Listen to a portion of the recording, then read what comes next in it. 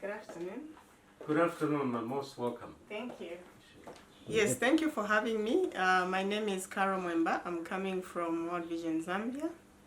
I'm Associate Director for Advocacy.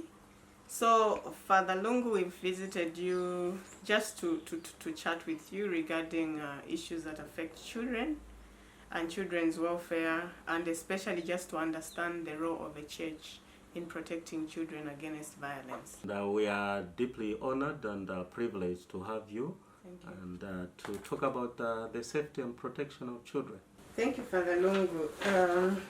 Like I have mentioned, we've come from World Vision. We are very much interested in understanding how the church is involved in issues of ending child marriage, if at all any, in Zambia. Could you just provide a brief explanation of that, if at all it's happening? Is there anything that the church is doing?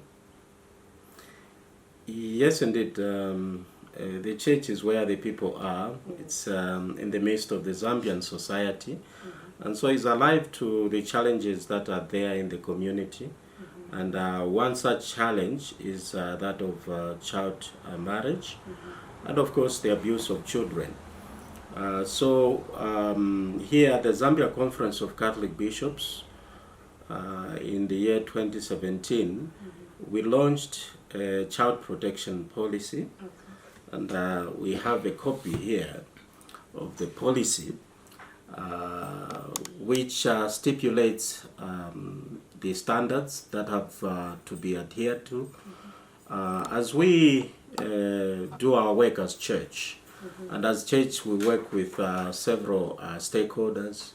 Mm-hmm. We not only work with adults, we also work with children. Mm-hmm. Children in our missions or parishes, children in our schools, but also children as we carry out our social programs or developmental programs.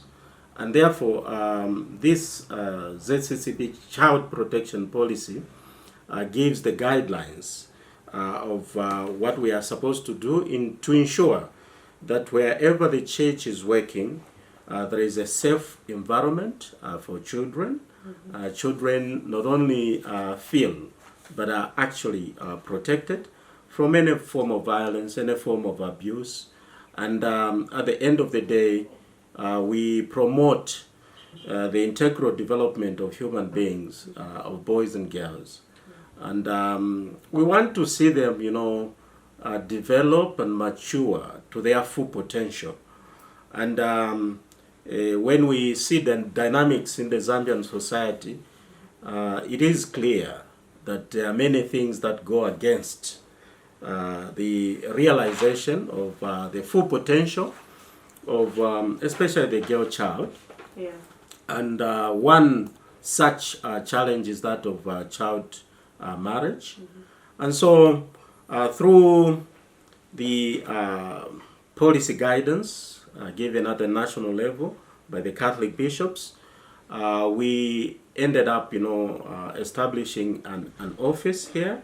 So we have a National Child Protection Office that coordinates the diocesan offices or provincial offices. And they coordinate in terms of establishing, standards and guidelines of how to work with children and how to prevent any form of abuse of children, including that of child marriage.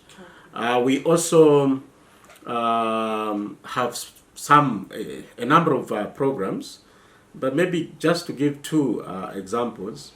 In Monze Diocese, which is in Southern Province, especially in the district of Chirundu and Lisitu, we are currently doing some programs because we wanted to, first of all, establish a baseline in terms of child marriage, and to see how through our interventions via the parishes, via the Caritas Monze and Caritas Zambia, programs, as well as through our education facilities, what change stories we could have, what impact we could have. Okay. And we have a program that targets those children who drop out from school, and we try to trace them and reconnect them with their learning programs. We do that through three main means. There is a peer kind of program where we educate children, especially girls who are in school, to keep an eye on each other. Okay. And when they see that a child is not coming to school for one reason or another, so through peer kind of relationships, we are able to identify those who are dropping out or who are backsliding in their education. And then we go to engage the family, and sometimes we even retrieve them from attempted marriages. In that program, there are two action points at school, but also at the household level. So we raise the awareness not only at school, but also awareness in the domestic environment. Secondly, we have partnered with traditional authorities. So through herdmen and women, as well as the chiefs, we have said, let us join efforts. Whilst the church is preaching the protection of children, the continuation of children in terms of their education, can the traditional authorities also do likewise? So far the partnership is working well. And thirdly, it is through our church activities. So we have youth groups at church. We have catechetical or instruction. Sometimes you may even refer to them as Bible schools. So through those programs, we do try to inculcate in the children the awareness in terms of the need for safety, the need to take care of oneself, the need to protect each other, as well as to prevent any form of abuse of one kind or another. Okay. Yeah, it is exciting that you, as an organization, you've come up with a child protection policy that you are implementing.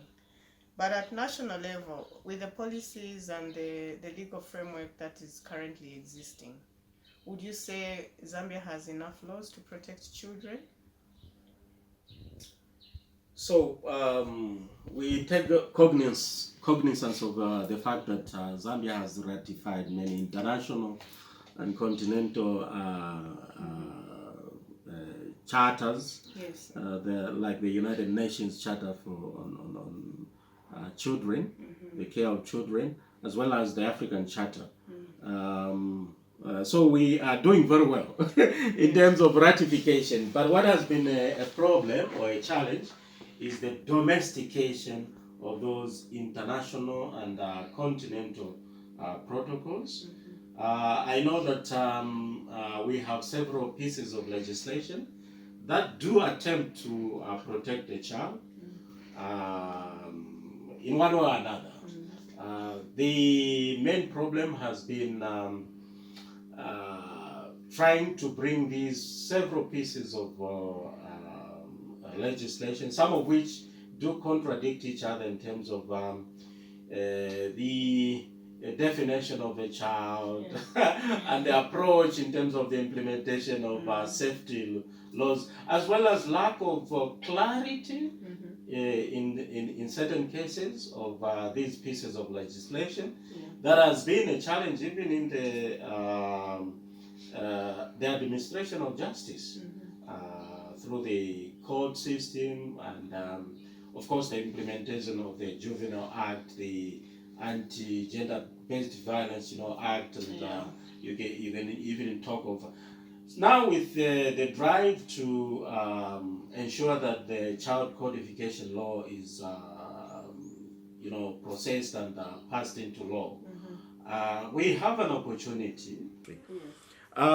We believe that There is need for political will. There is need for unity of purpose among stakeholders in Zambia.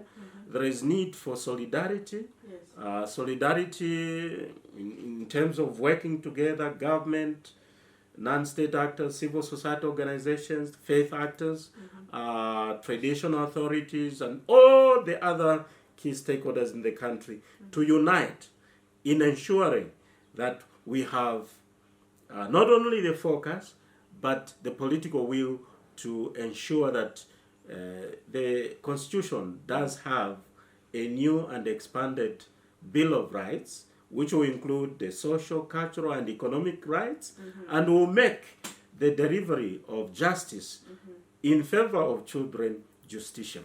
Okay. Now, with the Bill of Rights and the Children's Code Bill that has been pending for a while now, is there a specific role that you can say that this is the role of the church, for example, in the Children's Code Bill? The role of the church, not only in this circumstance, is usually threefold. First of all, the church must be the light and the salt of the world. Yes. And being the light of this and the salt of the world, it means that the church must be an example, must lead by example, must also not only preach about the safety of children, the protection of children, but the church must be seen to be acting in such a manner that ensures the safety and the protection of children. Okay. So the church must be an example. Secondly, the church is the conscience of the nation. In other words, the role of the church is to announce that which is good. If there are positive elements happening in the society, we commend, we encourage, we inspire, we exhort people to do better. But at the same time, we have to denounce the evils of the world, the evils of society.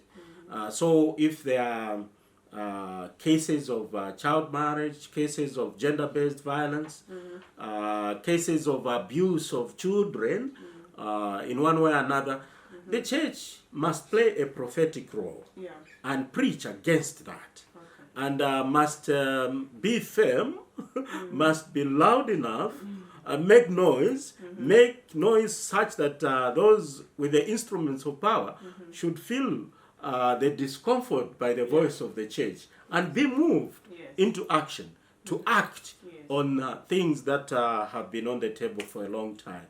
We have, for example, a situation where access to information bill is overtaken by other bills and quickly passed. Sometimes within a week, you hear a law has been passed, whilst others have been on the table for years and years. And so the church must engage with the powers that be, not only to whisper, but to shout into the ears of the powers that be, to say that is not right. We must ensure the future of this nation, which is the children. And we must demonstrate our priority. Thirdly, the role of the church is to be kind of an east. Is to make the door to rise. So we believe that the church must always engage with other stakeholders in order to boost the voice and the concerns around child marriage, around child protection. And therefore, the church will not stop in, first of all, engaging with families, because justice must start at home, where most of the abuses. The church will continue to engage the traditional authorities, to engage government, but also to engage with not only the non-governmental organizations, but even the media, so that we can have that publicity, we can have that narrative that draws people to see that we should not afford to let go of the focus on having the children code being passed into law. Okay. So with all the noise that the church is making, would you have some examples of maybe where you've actually scored some results to say because the church spoke in this manner, there was this response from the national level decision makers? Yeah, we have seen several times. I can give a few instances. When the church spoke at the launch of its child protection policy in 2016, we saw the office of the vice president call for an intersector or multi-sectoral, meeting where several stakeholders were called upon, and one of the advantages of the church is that the people with the instruments of power are members of one church or another, and therefore we have a way to induce these people to act in certain ways. So we were happy that at least there was focused dialogue and commitment made by government. What has been the challenge has been the translation of the talk into action, the translation of the commitment into actuality. The second thing I can mention is that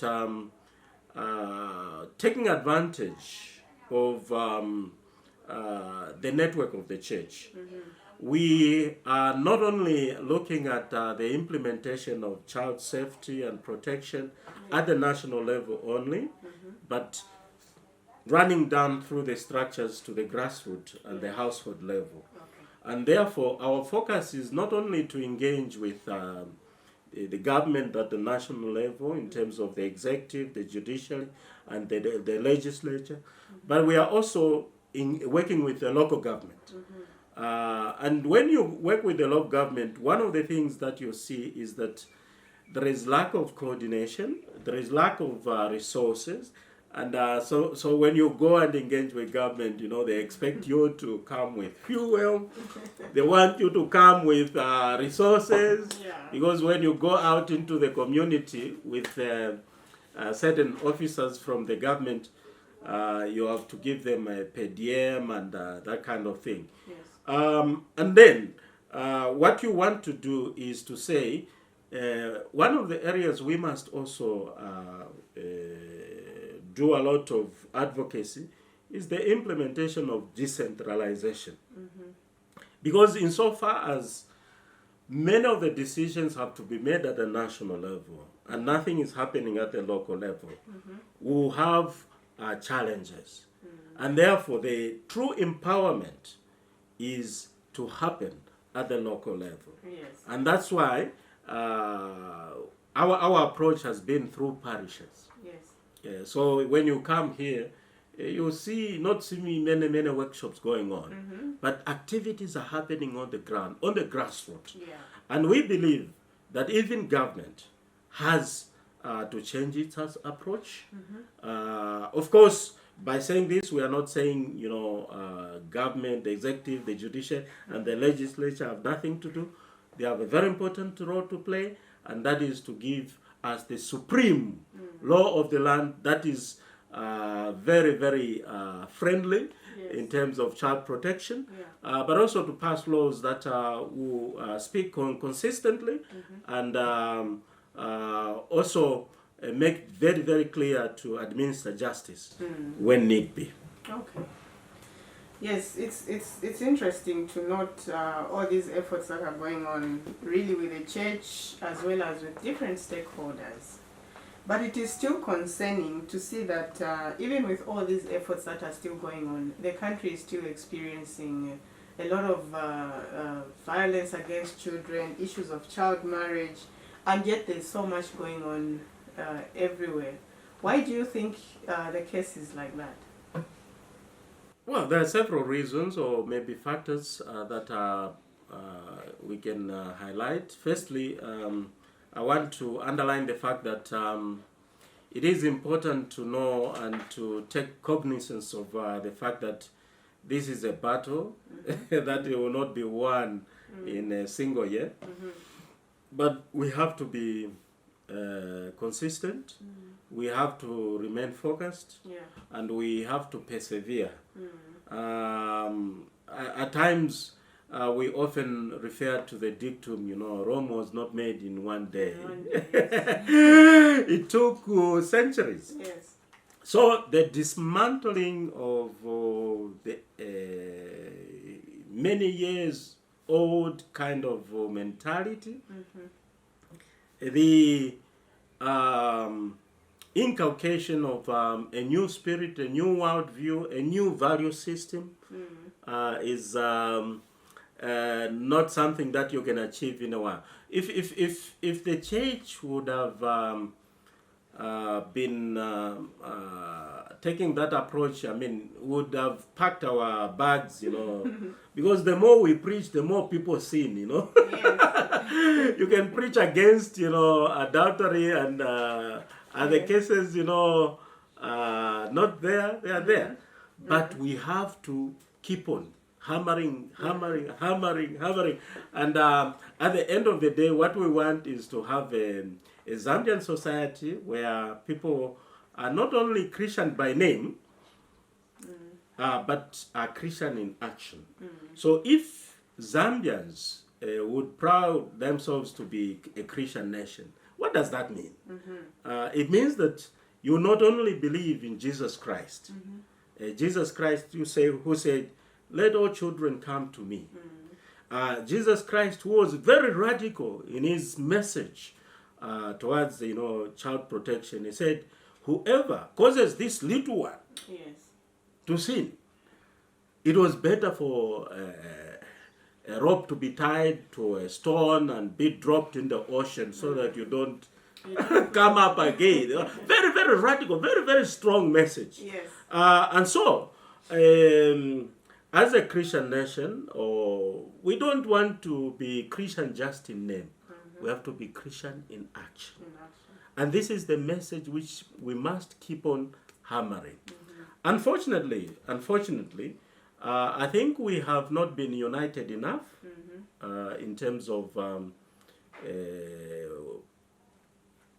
giving the same message. Secondly, I think we have not been focused enough to ensure that we have the right legislative regime. We have the right pieces of legislation that will make it very, very easy for the court system to mint, justice to those who fall. And so, when you have instances of, for example, cases against children being withdrawn by the very people who are victims, then we are not going to make progress. So therefore, when we are talking of a new approach, we need to be on the same platform. And that's why engagement, that's why dialogue, that's why working together is of prime importance. We must work together without leaving anyone behind. If the parents, if the household is left behind, then we can preach whatever we want to preach. People will be withdrawing cases.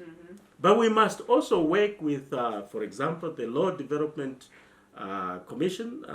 We must work with the Law Association of Zambia. We must work with even people of other faiths.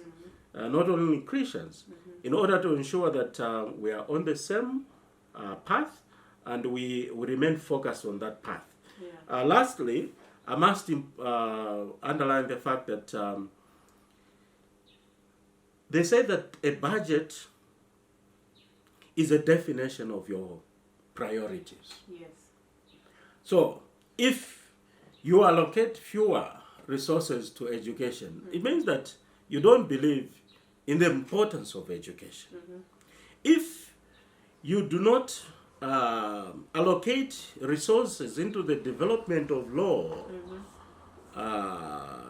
if you don't, as we have already said, if your justification for the lack of the Bill of Rights is that we don't have money for a referendum, That means you are defining yourself that this is not your priority. Yes. But where the will is, money shall be found.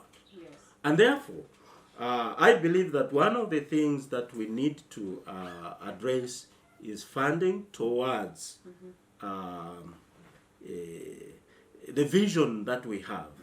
A Zambian society where children will be safe and will be protected, not only in words, not only at law, but also in action. Okay.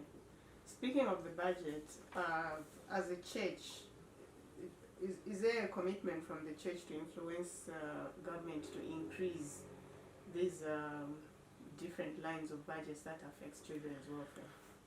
Sure, as I already mentioned, that every time we engage with government, we raise the concern on the dwindling of resources allocated to the social sector, especially towards education, health, and the social welfare. We saw that with the social cash transfer that was there, giving a little bit of support to the vulnerable people, that has dwindled in the recent months, and that will not augur well, because all the successes we had scored will be lost. Exactly. So when we commit, we must be consistent. So when we say we'll have a minimum of 15% of the national budget into education, and then it drops to 9 or to 10, the following year it goes to 12, another year it is down, you are not consistent enough. We need to be fully committed and remain consistent. The church indeed is committed. The church will always raise the concerns through its prophetic ministry. Just read our pastoral statements, then you'll see that we are raising these concerns, but also we'll continue to preach in our churches, to preach the need for allocation of more resources into these areas. Okay, thank you so much. Now just one last question. Yes. Suppose you have a child right now that is watching, like they want to hear what the role, what commitment you have for them. What would you say to a child that will be watching to say the church is committing to protect me in this manner when it comes to issues that affect them? Firstly, we want to say that we are disciples of Jesus Christ. Jesus Christ who welcomed children, who held these children in his hands. And the church cannot afford to make itself a monster against the child. So we remain obedient to the words of our Lord Jesus Christ. Secondly, we want to underline the fact that the Zambia Conference of Catholic Bishops, in other words, the Catholic Church in Zambia, has declared war against child abuse, has declared war against child marriage, and the policy, as I stated, underlines zero tolerance towards any form of abuse, physical, emotional, psychological, and it is that commitment that we want to translate from words into action. And that's why here at the national level we have an office, and just to make it a little bit practical, I'm just drafting a letter inviting the diocesan or provincial child protection officers to a workshop where we are going to interact with those who are in charge of programs for children in the dioceses or archdioceses or provincial centers. And in this workshop, we are going to empower them with knowledge. We are going to share skills of addressing, child abuse. We are going to empower them with systems of not only observing and noticing cases of abuse, but reporting them and processing them and working with all other stakeholders to ensure the safety of the children. And the Catholic bishops are saying this to the children. We want the Catholic Church to be the safest place where you shall be. Okay. Perhaps even safer than your home. Okay. That's exciting. Do you incorporate children's voices in these discussions when you're looking at the issues that affect children? Do you at any point solicit for child participation just to understand from a child's perspective? Yes, we even in the development of the policy, we involved children. Okay. We have I'm using the Catholic terms. We have the Holy Childhood. Yes. In other words, these are children who would be attending lessons in the church structures, and we teach them what it means to be Catholic, to what it means to be Christian, and we have several activities in the course of the calendar year, and one good example is during the Epiphany Sunday, when we celebrate the coming of the Magi to pay homage to the baby Jesus. That feast is carried out by children. So if there is a reading in church, it will be by a child.